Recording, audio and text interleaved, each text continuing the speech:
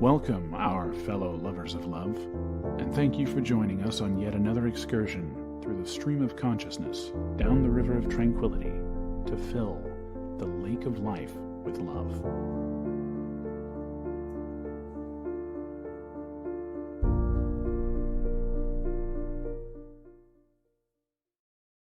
And good evening, everybody. Welcome back after our... Was that me or is that something else? Anyway, thought I heard a strange sound, but maybe I did. Maybe I didn't. Yeah, you did. Oh, wonder what it's... Oh, maybe it was because I've got... Anyway, welcome to another night of Late Night Love with me at the Jazz, and that's Lubby over there. Yeah, we missed it last week, and I fell asleep.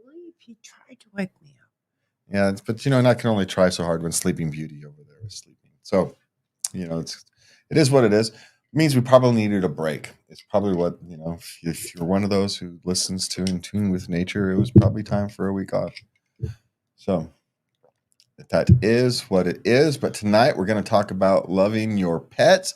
And just to let you know a little ahead of time, did you know September is National Cat Month or something, or Cat Month or something like that? September 17th, I believe, is Black Cat Appreciation Day. Well, see, you got to closer to your... Closer. Yeah, closer. Move the mic, move you, something. You're actually sitting... Why are you sitting? You're sitting close to the middle of the table tonight. You notice that? Anyway. Anyway, her chair's broken too, so it's not even her fault. Her chair broke last night, and we haven't had a chance to get into it. So she's actually sitting in what is now a stool. So yes. so yay for that. With my animal print scarf in honor of the animal. Well, seeing that, I'll sit at the edge of my chair and use proper posture, just so we're equal. Okay. Yeah, I'll compensate for us. I'll sit here. So I'm going to be uncomfortable all night just for you. I don't have to be. I don't have the broke. I know you almost leaned back. I know that's going to be the danger. If I make you laugh too hard, you're going to go flopping off. And that you falling is not a good idea. All right, but pets are more than just animals. They're our companions, our friends, our families. They bring us joy, comfort, and laughter. They have their own personalities, needs, and preferences. Don't we know it? How can we show them our love and appreciation? How can we take care of them, make them happy? And how can we learn from them and grow with them? And that's what we're going to cover tonight. So what do we got to start? Well, we're going to cover the 10 best animals to keep. 10 best animals to keep. Yes. We're going to just jump right in. We're going to start with number 10, which is snakes. Snakes? Yes. Okay, I wouldn't have thought snakes would be on the list. So this is going to be an interesting Well, they're list. one of the best. They're good companions. And if you live in an apartment, it works out quite nicely that you don't have to take them out for exercise, Well, that's true. I mean, I suppose they're easier to take care of. But so are fish. So, all right. No, snakes are they're low maintenance. Yeah, but you got to feed them. Some of them, like you got to feed them live food and stuff. I don't know. So, I don't know. It's all good. Don't get me wrong. We'll see. Lizards is the next one. Lizards are number 9. Yeah, I can get that. I can understand that. It's kind of sitting on the same thing, kind of like a... Apparently, they're very great. They're good for beginners, pet owners. Yeah, because they're easy to take care of. As long as you just give them enough food and keep their environment relatively clean and within their warmth factors, they're easy to take care of. You don't need to... Yeah, and a lot of lizards are vegetarian. Yeah, so you can just, get them with some lettuce or whatever. Cabbage is probably better than lettuce. Fruits. Yeah. Apparently, you have to check with the pet store owner. Yeah, but there's lots of places for specific pets. You join a Facebook group or whatever, and you can learn all kinds of stuff before you buy. It's probably a good deal. Idea. Hey, I've been thinking about this, and you go and ask some questions, and you'll learn some stuff. All right, next. Birds. Birds can live for a long time. Yeah, this is true. And if it wasn't for a cat, a bird would probably be the next thing I'd want, other maybe than a fish. Because again, you don't have to take them out for walks. Or anything like that. Well, that brings us to number 6, which is fish. Well, you missed hamsters. I missed hamsters. You missed number 7 and hamsters. And hamsters are odd little creatures, man. They'll love you and bite you right in the same 5 minutes.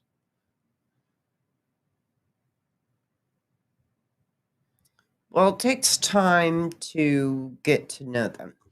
Yeah, well, no, some hamsters are just they're little, so they get scared easily, and they're animals, so they react naturally. It just is what it is. And so, anyway, I would want a hamster, but I can get why they're cute little things. They're relatively easy to take care of, except they do require daily maintenance, so that is a difference. Okay. It does require a few minutes a day, yes. Yeah, it doesn't take a lot of maintenance, but it does require. I think you can go a day or two if you got to take an overnight trip. Your hamster's not going to die. He's got enough food, but cage listening to extra cleaning when you get home. Okay. You got number 6, which is fish. Fish are great because you really only need to feed them and clean their aquarium every now and again, and you can even pay someone to do that, like a dog sitter. That is the other side of it. If you have like a saltwater thing, that's really very expensive and pain in the butt. But you can get a simple fish like the beta things, or what they used to call as Chinese fighting fish back in my days. And those things literally in natural, they grow it up in puddles. So you can literally put them in just little dinky containers and they're perfectly fine because that's how they live in nature. They live in puddles. Which is why they're so aggressive, because they only have so much place to live in. So if you can, and so they're just naturally aggressive, protecting their territory. But even though, they're beautiful fish, though. They are. You had one. Yeah. And apparently, fish are good for those with anxiety. Yeah. We still have a big fish tank. We just don't use it for anything. Rats are like hamsters, but you're right. I suspect rats are better than hamsters as pets. They're more trainable. Well, apparently they're naturally clean, quick learners, social, and affectionate. Yeah. So rats, that's the one thing. They're trainable and they can act more like a pet than a hamster actually can. So hamster's just like a wild animal you keep in a cage. A rat. Usually rodents sleep during the day or are active at night, but rats are going to be awake during the day. So there's that. Okay. Babbit. A rabbit. I don't know. Mr. Bun. I'm not entirely sure I would put a rabbit that high up on a list. But okay. I mean, now if you're outside, you have a place outside, you're not living in an apartment or something, and you got a house and a little bit of yard where you can kind of fence them in and keep them protected, it's fine. But I wouldn't want rabbit in my house. They can be toilet trained, letterbox trained. Can be, yeah.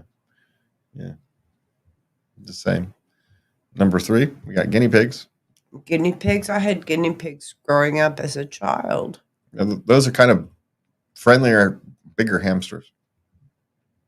That's kind of the way to think of them. They're very easy to handle. Yeah, they're just much friendlier than a hamster. They're like a big hamster, but friendlier. Apparently, they do better in pairs. Oh, that's interesting. They're very social. Number 2 is the kitty cat. Yeah. They are low maintenance for beginners. Yep. Well, they're relatively low maintenance. They actually relatively low maintenance. They do just as much damage to your house as a dog will. They can. But they won't tear apart the couch. Yes, they will. They'll tear it apart with their claws. They'll scratch it. They'll scratch it until it's no longer a couch. Yeah. Anyway, it does take them a little longer to get through it, I suppose, depending upon the size of the thing. And of course, the number one pet they say is dogs. Dogs are a high maintenance pet, though. They require love, affection, care. You got to walk them and make sure they get enough for exercise and all that kind of stuff. That's like having a perpetual 2-year-old. Yeah, that's kind of what a dog is. It's like having a toddler forever. But they're very loyal and they'll protect you and all that kind of stuff. But so there are benefits. Yes. A cat will just eat you when you're dead. So, there's that.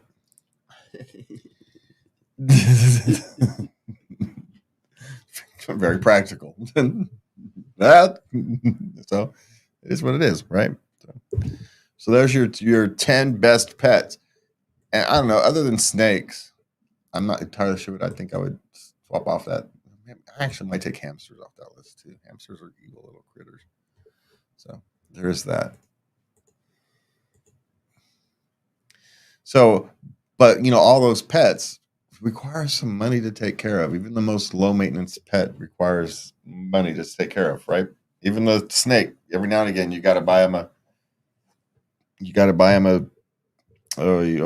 toy or a food or something. You got to buy him a mouse to feed, whatever it is, a head of lettuce. So the value of the pet industry in the U.S. has reached almost 124 billion. Oh, by the way, these statistics are all very fresh. They were updated July 4th this year. So just a couple weeks ago. Average annual expenses for a pet dog is about, I'm rounding up, so it's about $1,500. 2.5% of all pets are insured. That's insane. Dogs are the biggest influence in driving first home purchases among millennials. They want some place for their dog. That's insane. Buying pet supplies online is a preferred shopping method for 77% of millennials. I buy my cat toys online. Yeah. Those are people who buy everything online. So it's why is that surprising? More than half of millennials, I buy most of my stuff online. More than half of millennials buy gifts for their pets on a monthly basis. In the past decade, Americans' pet spending has more than doubled. So I guess over the pandemic, a lot of these people really went out on their pets, which is, I suppose, interesting. I wonder how the new economy is going to affect that in the next couple of 3 years. 45% of American pet owners spend the same amount of money or more on their pet's healthcare as they do on their own. And if your pet is costing you more money on healthcare than your own, either you're insanely healthy or you can't make the difficult decision to let your pet go because he's suffering. I'm just saying. I know it's difficult, but if you're spending that much money to keep your pet, there comes a point where, I don't know where that line is. So I'm not. It's a difficult line, but a lot of people try to avoid it. I would. So it's heart-wrenching. Yeah. So it is. So, but oftentimes you got to think it's actually what's best. They're not. Oh yeah, and you gotta walk with them through it. It's a horrible experience, but your loved one is dying, so you gotta be there. Yeah, and so that's why people spend more money on their pets' healthcare than their own because they can't deal with that emotion. I get it. I completely understand. Okay, 1 of 10 American pet owners is delaying starting a family or having more children because of ongoing pet expenses. Yeah, don't ruin your life over your pet. But I get the emotion. I really, really do. So, all right. So we went through those. Do we got anything else in there that's of interest? No. Pet insurance is probably something. Yeah, no, there's nothing new in there. All right. So Ooh, pet insurance. Just as we were talking about pet insurance. What up next is pet insurance. Statistics on pet insurance. So what you got there, bud? Well, um, pet insurance has existed outside the U.S. since the 1900s. Lassie received the first pet insurance policy issued in the United States in 1982. Lassie, Lassie. 82. Wasn't Lassie over by 82? Anyway, okay. So we got the number of percentage. Okay, we're just gonna get through some of this. goofy Okay, a stuff. total number of pets insured in the U.S. at year 2022 was 48 billion, a 22% increase since 2021. So the need for pet insurance has increased. Yeah, I guess. So let's see. The number of households. That doesn't make any sense. 70% of U.S. households, 90.5 million families own a pet. Yeah. Yeah. A third of them hold the pet. Yeah. Okay, now this is interesting. 69% have a dog and 45% have a cat. So that means there's households with some cats and dogs. Yeah, of course. Add freshwater fish and or what 11%. I mean, these are of the households that have pets. 69% have a dog. 45% have cat. 11.8, 12% have fish, freshwater fish. 10% have birds. 6.2 small animals. So I'm assuming gerbils, bunnies, hamsters, that kind of thing. Reptiles, snakes and lizards. A horse, 3.5, because that's freaking expensive. And you would think saltwater fish would have more people than horses, but apparently not. Saltwater fish are really expensive, and you can't ride them. So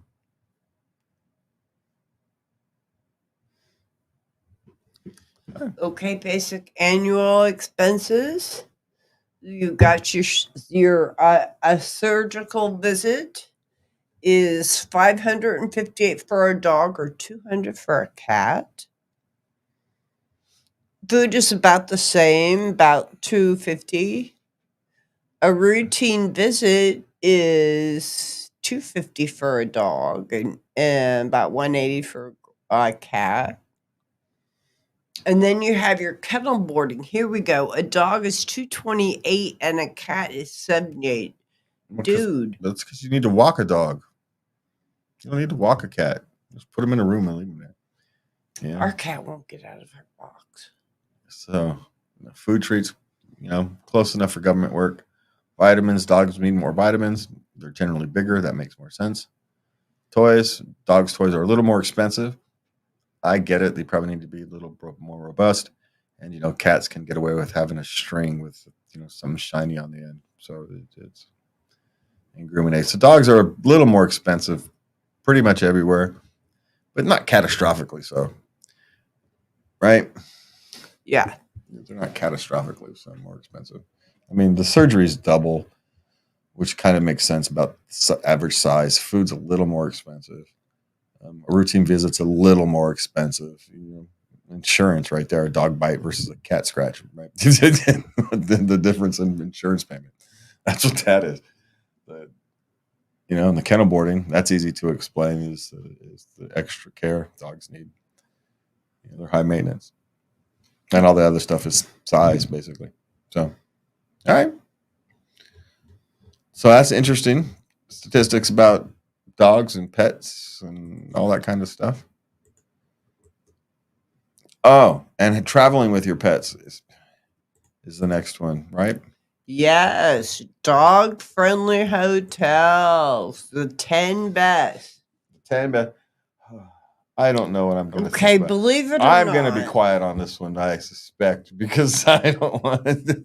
Why are you taking your dog on vacation? I mean, if you're I don't know. Some people don't go anywhere without the dog. You see them in the grocery stores. Yes, I know. I get it. But if you're blind, it's fine. But just because you just want to take your little wannabe child with you and slip it in your purse and walk around the store with it is not the same thing. But anyway, I digress. I'm not here to judge. I just ignore it. Okay. Okay, apparently Marriott Hotels are number one because they have 1,500 hotels that allow pets to stay as guests. And some of them have pet focused amenities. So that's certain hotels. So they're all the high end hotels, except for maybe even the Westin is fairly high end. So they're not cheap. All right. The Kipton hotels go above and beyond, apparently, when it comes to pets. Apparently, since they were founded in 1981, they have a lot of pet-friendly amenities. Apparently, the top-of-the-line pet amenities include a U.S.-made dog bed or cat crossing post, leashes, food bowls, gourmet dog treats, and poo-poo bags. Okay. Well, I mean, they're probably catering to, travelers with pets in touristy areas. And it probably does a good business, I would suspect. So I don't mind those, where you're completely settled up, you're set up. That's who your target audience is. Cool. Knock yourselves out. Comfort Inn and Suites. But you cannot allow your dog on the bed. Really? Yes. Yeah. Okay. So Comfort Inn and Suites apparently has a pet-friendly-ish, whatchamacallit? I can't think of what I'm thinking of. Yeah, and there are definitely no frills. Yeah, no frills. Hey, if you need to move, you're traveling on the cheap end, there you go. You got Comfort Inn. Again, you got Best Western. It's the same way, but there's only 1,600 of the Best Western. So check the Best Western you will be going USA, Canada, and the Caribbean, my friend. Yeah, but it's only 1,600 across all those. So 2 dogs, both under 80 pounds. But you need to get approval from the property. So call ahead first, make sure. And it does cost a little bit extra. This next one's a surprise.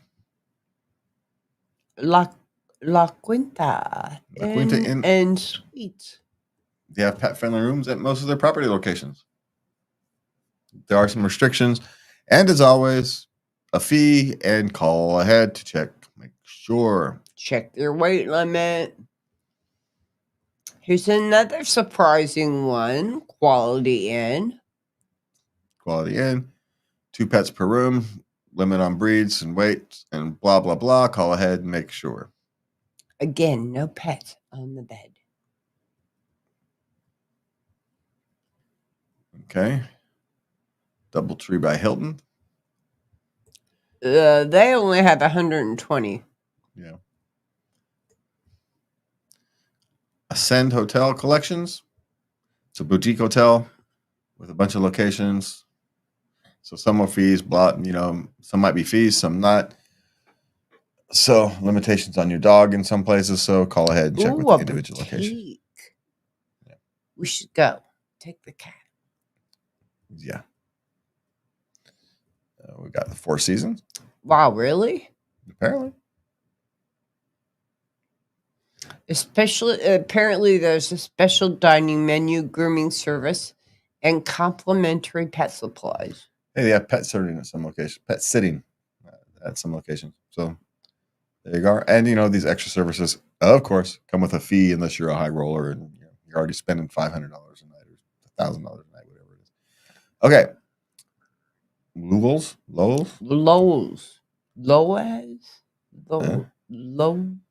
And it's another one that's kind of pet focused. they go the extra mile. That's after immediately checking in. Pets receive treats, bowls, placements, whole bunch of pet supplies, litter boxes, dog toys, gourmet room service for your pets, for your cats and dogs. Only 2 pets per room, and a fee may apply. But And a map of a dog walking route. yeah, so there are a few boutique places, and you've got a handful of places that cater to them. They're likely in touristy areas.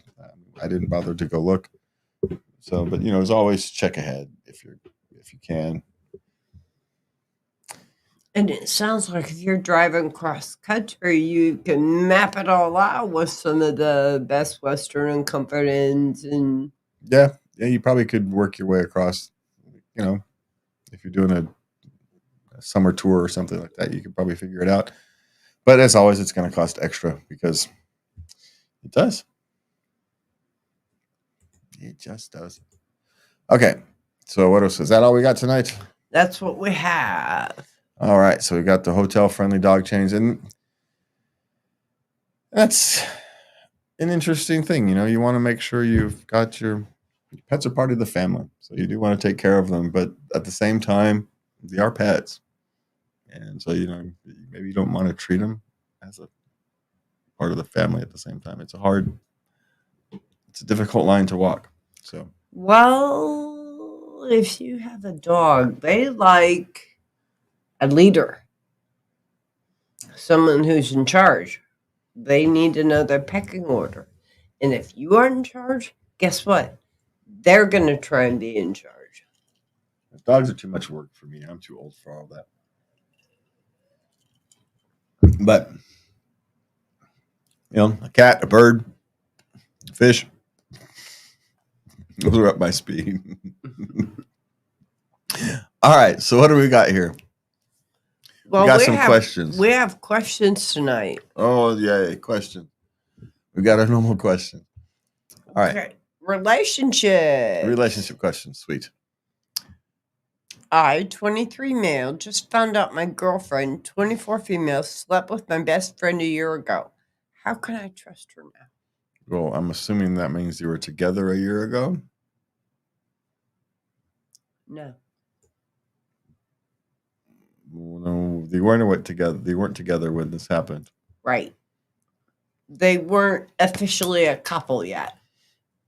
So what's the problem here? It's time to grow up. That's what the answer to that is. These things are going to happen. Well, they did. It's not of a trust. There was no trust broken. So how are you not trusting? There was no trust to break. Right? Right. So it's not an issue of trust. It's an issue of you feeling weird. Get over it. It's, unless you're each other's first, well, then you're going to have to deal with it. And so deal with it. It's like become a big boy. Put your big boy pants on, become an adult. All right, what's next? Husband, 34 male, of 14 years, slept with a guy, 60-year-old male. All right, 35 female, only found out this morning. What should I do? Well, I'm not entirely sure what It was a sex. 2 ships passing in the night kind of thing. Well, it happened once. Well, how long ago? Like last week or years ago? No, not that long ago. Well, okay, but it's the response. The question isn't is it slept with the guy? Is you slept with another human being and you've broken, unlike the other one, unlike the previous message, this is a breach of trust, correct? Yeah. Now that's what has to be dealt with. I'm not saying you can't, but we discussed this a while ago that not a month ago that putting these after this kind of breach of trust, it's difficult to put a marriage back together. It's not impossible, but it's very difficult. So what should you do? Spend some time with yourself and contemplate. Reset. I actually would agree. Don't make any drastic decisions right now, but spend some time, reset. Rethink what's because things are different now. Yeah. Who knows? And maybe he's got some things to think about as well. Who knows? Who knows? So take some time, contemplate the new reality of your lives before you decide to go forward, one way or the other. That would be my suggestion. I can't tell you exactly what to do, but I can tell you that slow down. Don't, act out of contemplation, not emotional reaction. And good luck. That's kind of my whatever your path is. Good luck. All right. Okay, my 27 male ex-boyfriend disappeared for 3 months without any explanation. I 25 female. How do I get him to talk? You don't. Make him feel safe and he'll talk when he wants to. It's the only way you get him to talk. If you try to get him to talk, he never will. So don't. Maybe on occasion you bring it up softly. Hey, if you ever want to talk about that, I'm here. And then just go on about your normal life. Don't push. So he knows that you're there to listen when he's ready. But until he's ready, he's not going to. And, who knows? Disappeared for 3 months. That's what a trip to the mental hospital. It's a 3-month trip. It's an explanation, especially if he doesn't want to talk about it. Something like that. Or maybe he spent 3 months in the pokey and he doesn't want to talk about it. Who knows? But yeah, the only way to get him to talk about it is to, oddly enough, not pressure him to talk about it. Let him know that you're there and it's safe, but that there's no pressure. And it's the only way to do it, because the minute you start pushing, he'll likely resist. Okay, what's next? I 27 male got invited to a boys' weekend and my girlfriend, 27 female, says she can't be away from me for that long. What can I do or say to reassure her that everything will be okay? Well, she shouldn't be that dependent on you for a weekend. Right? I mean, we all should be able to spend a weekend apart from our significant other without losing our sense of selves. Okay, so that's actually a dangerous sign. Either she's being manipulative and she's lying to you and telling you that she doesn't want you to go because, thing, or she's genuinely codependent on you and you two dang well about her to start. Sorry, I'm dealing with that now before it gets worse. So find out what it is my suggestion. If she has an unhealthy psychological thing where she's overly dependent on you, or is she being manipulative and trying to control your behavior? And the reality will determine your response, right? Because if she's become psychologically attached, that's a vastly different thing. Overly dependent psychologically on your presence to feel safe, secure, whole, whatever it is you want to be. That's a vastly different issue than someone being manipulative, right? One deserves compassion and empathy, and you find a way through it, and the other is you toss her over the side and you go on about your life, right? There's two different, vastly different things. So figure out which one that is, and then your response will be the proper one. It's my suggestion, right? Because I suppose there's probably a middle ground in there somewhere, but I can't think of it at the moment. So we'll deal with that. All right. So on to parenting. Okay, what do we've got? My daughter snuck out to a college party but texted me to pick her up. Should I punish her? Oh, that's kind of a difficult one. Yes, but be light. I had an agreement with my daughter. if she texts me, she wouldn't be punished. But I did lecture her for 2 hours, and she wished I had punished her. No, those are the things that I wouldn't. The punishment would be light enough where they feel like they did the right thing, that they'd be willing to do it again. I don't want them to not, if they make the choice again, I don't want them to not call me again. So you have to have some kind of a consequence for sneaking out, and right, but you also don't want it to be such a consequence that next time they sneak out, again, they're teenagers, that they don't call you when things have gone past what they feel is reasonable. And so it's a difficult thing. And in fact, this might be one of those things where you let her pick her punishment. Ooh. You're not punishing her for being at the party. You're punishing her just simply for sneaking out the house. Forget everything that happened after that. It's not safe. Yeah, just punish her for sneaking out of the house and let her choose. So it doesn't have to be big. It doesn't have to be a big thing, Go to grandma and do her dishes or something. It doesn't have to be a big, huge ordeal. Just enough that she has to think about it. That's really the question. That's it. That would be ideal. Because you don't want... She did the wrong thing, but then when things got beyond what she wanted, she called you and did the right thing. So you want to reinforce the right thing while at the same time not reinforcing the wrong thing. It's a difficult line. Good luck.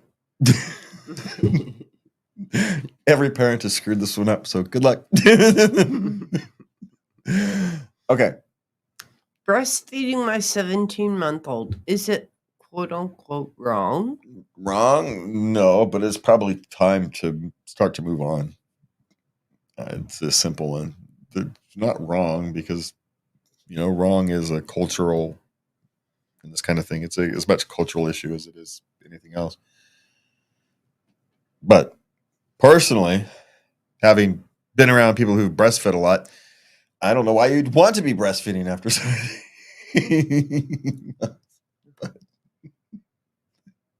but hey, it is what it is.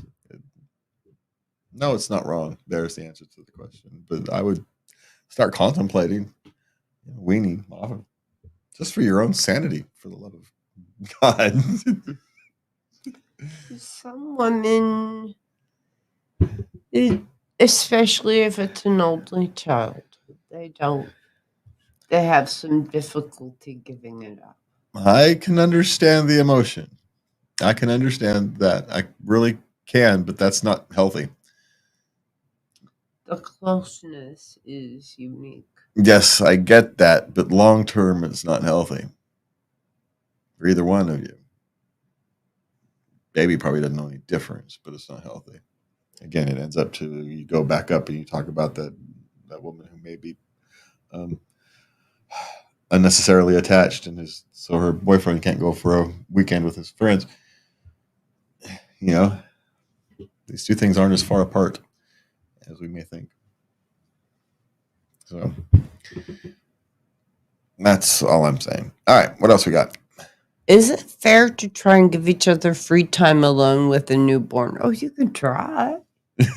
What's wrong with giving? What do you mean fair? I'm not understanding the question exactly.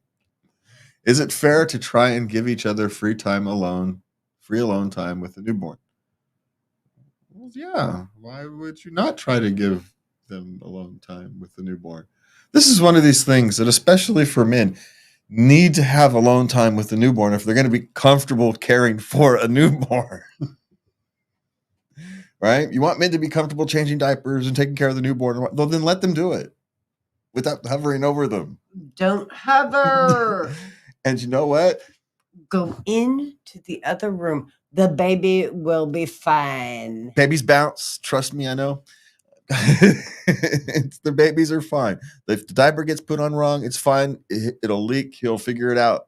Let him figure it out on his own path, just like you did. The only difference is you got to do it a lot more often.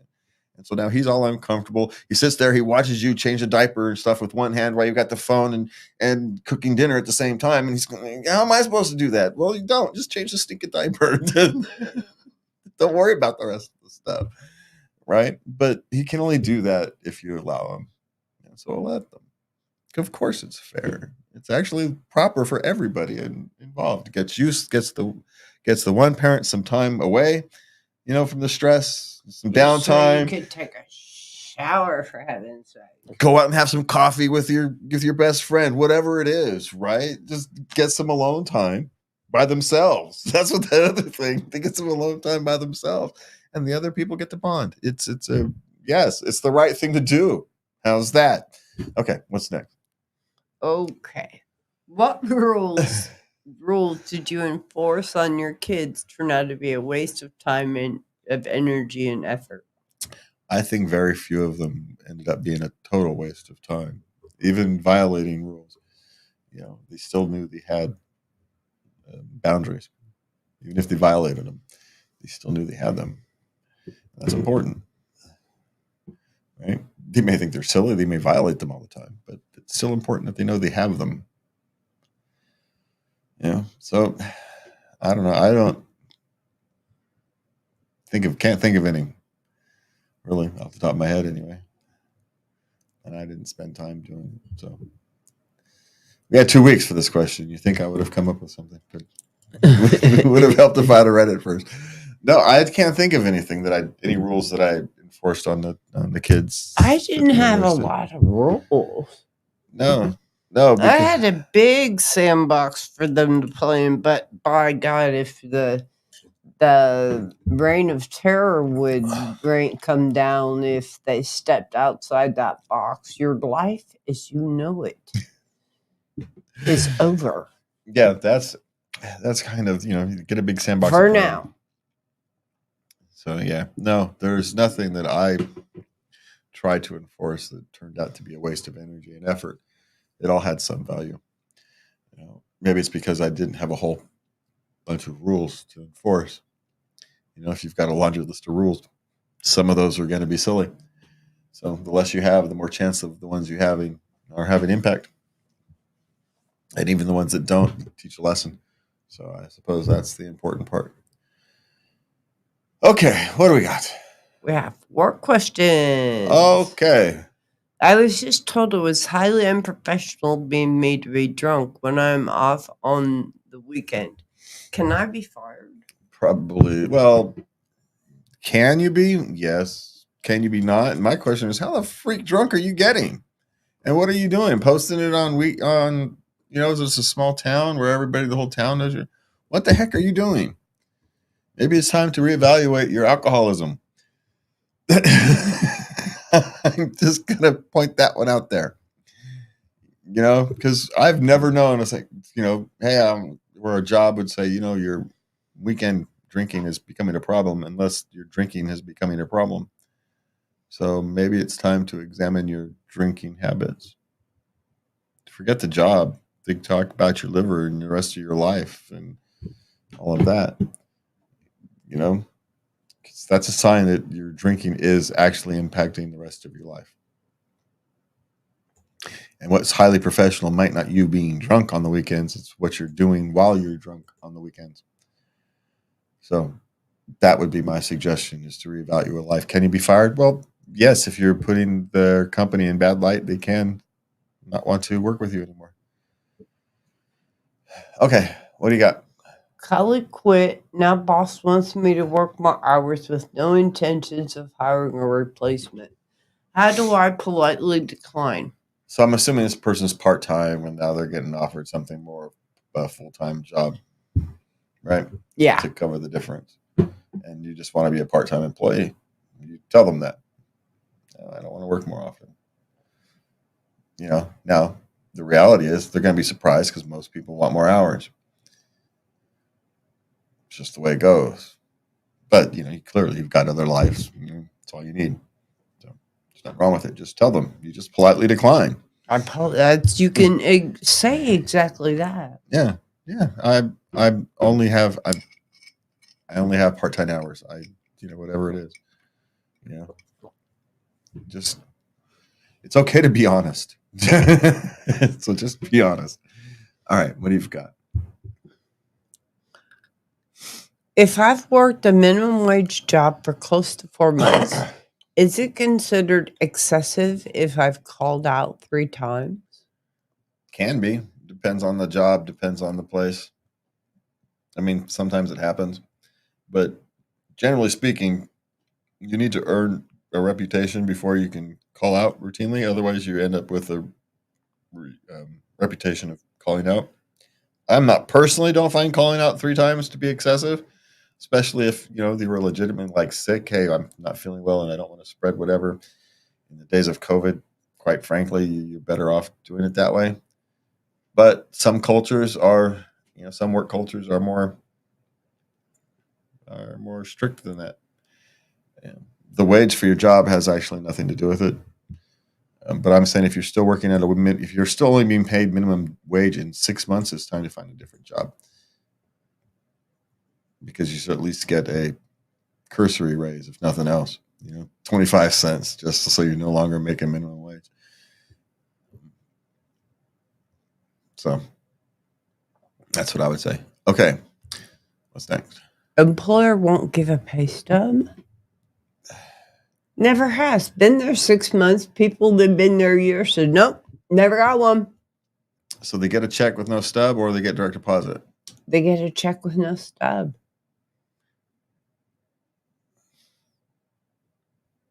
I'm not entirely sure that it's required, depending upon where their state is.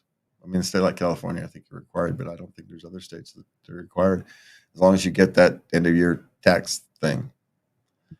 But that is weird. Now, the modern day, most of the time, you've probably got it online and you just go get it online. You just go download it. And they just don't want to print the extra paper. It's literally doubles printing cost. It's a really expensive paper. So it's still silly. It really is. But yeah, well, and if you don't, check your state laws, because I know in California you couldn't get away with that, but in other states, they may have looser laws. I mean, if it really bothers you, report it to the state, your state thing. My guess is that you can get it online.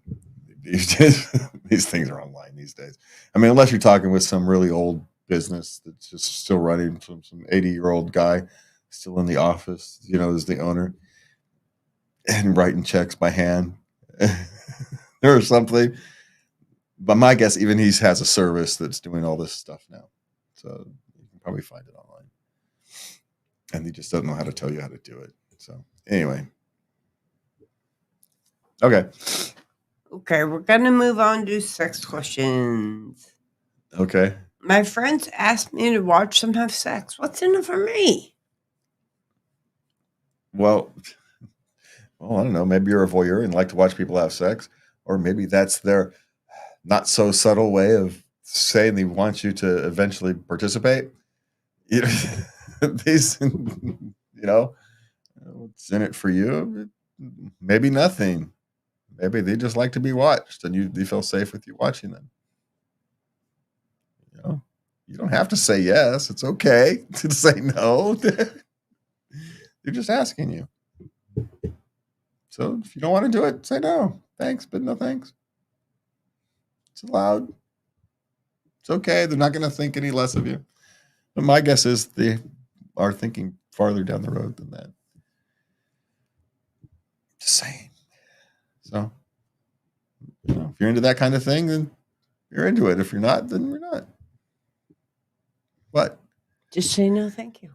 Yeah, it's not. Don't. Doesn't sound like you're into it if you haven't found a reason to want to be there. Yeah, or some people are just.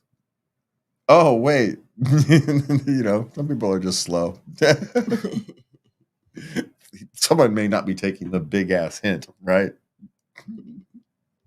I don't know. Are these people you'd like to see naked? Then go see them naked. If not, then don't. There's your answer to that. Don't overthink it. Okay.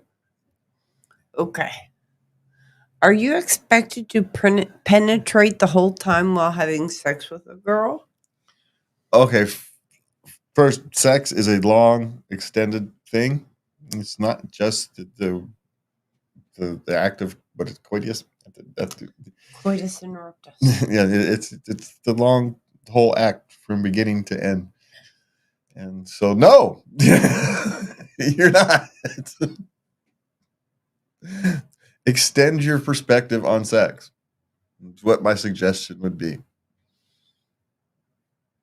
Sex is the whole kit and caboodle. It's not just the physical act that we think of in the cartoons.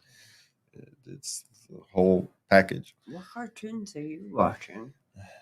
I don't know, the cartoons they showed you in school back in the 80s. What do you want from me? What do you want from me? Okay. So, are you expected? No, you're not. But yeah, just my suggestion is to extend your perspective on the act of sex. It's longer than what you think it is. It includes more. Okay. Okay. I felt feces when I fingered his anus. Should I have told him? Well, you could have, but I'm not sure what good it would have done. What were you? What were you gonna? You know, you're down there, man. Yeah, You know, it should happen. there's quite literally. But yeah, no, you could have, but no, there's no point. What you want him to do about it? You know, was that an expected activity, or did you try something new that day? And so it's just let sleeping dogs lie. Yeah. Yeah, let sleeping dogs lie. All right, we got the last one. So you figure out how to write this one. That's family friendly. How to try to tell my husband to face fornicate me? Just like that. You could choose a selection. Just very simple. That works best, generally speaking. But he's not going to believe you anyway. So you're just gonna, I don't know. Yeah, just gonna have to tell him. Kind of blunt. I mean, I suppose you could find some adult material. You could be in the middle of the act and say, "Okay, just look up and just say, hey, baby, you want to?" That's too much of a mental shift for most of us. Is it really? Yes. You're going from one thing to a vastly different thing. It's too much of a mental shift. Give us time. What the heck do you think we are? Machines? He's shifting on and off. Well, usually, Well, yeah, if there's some hint that kind of thing can happen on a routine, depending upon mood, sure. But my thing is, she's never expressed to him that this is a thing she's been interested in. So he's not going to know. And so it could go well or it could go sideways. And so the thing is, be upfront about it, but be upfront about it, give him some time to contemplate it.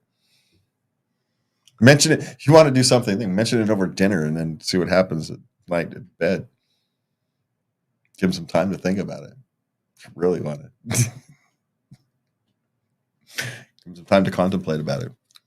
Oh, hey, baby, would you pass the potatoes? Yeah. Well, I mean, maybe not quite that blunt, but it would work.